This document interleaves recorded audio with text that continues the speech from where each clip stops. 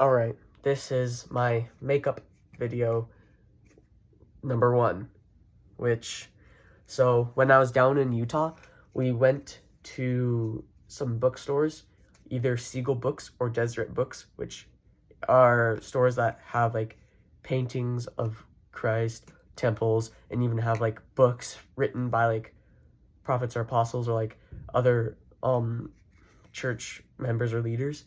And when we were at Deseret Books, my dad told me and my siblings that we could pick out a bookmark, which I'm like, okay, I'm gonna be able to get a bookmark for my scriptures because I didn't want to keep using my one piece of paper.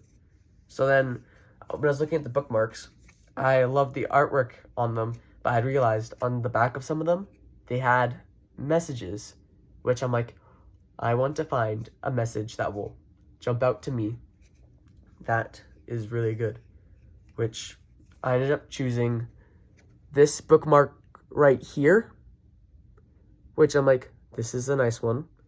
And on the back, which I will be reading to you, and yeah.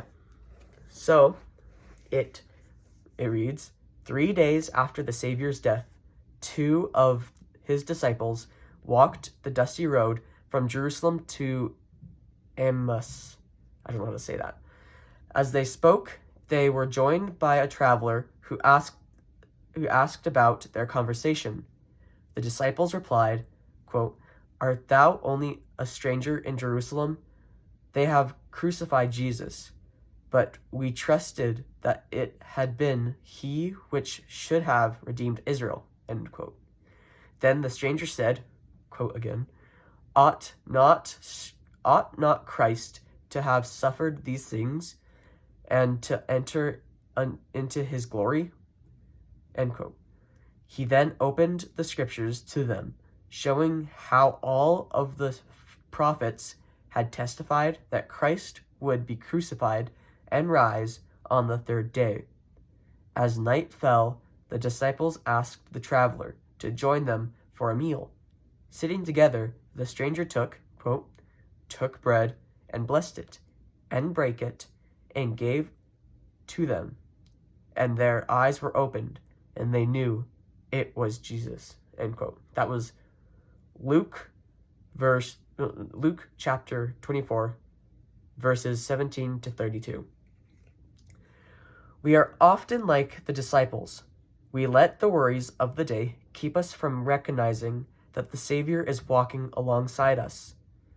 We are quick to treat our trials as curses instead of trusting that with God's perspective, our curses may actually be blessings.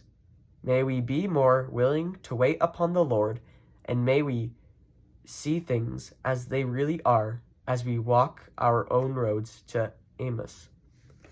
So when I had read that, I was like, whoa.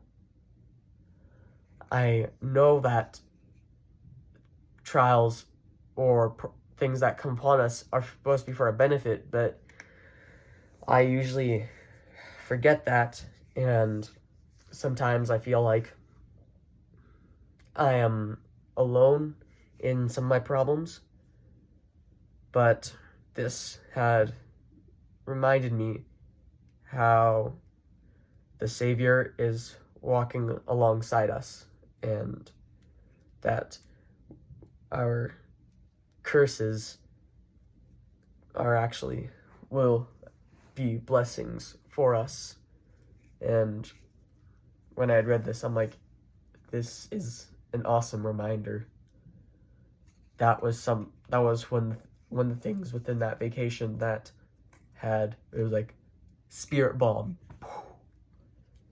So I hoped you liked the message that was on this bookmark, and I hope that any problems or trials that are in your lives that you count as curses will work out for your benefit, and that you will recognize that the Savior is always with you and will help you if you trust him.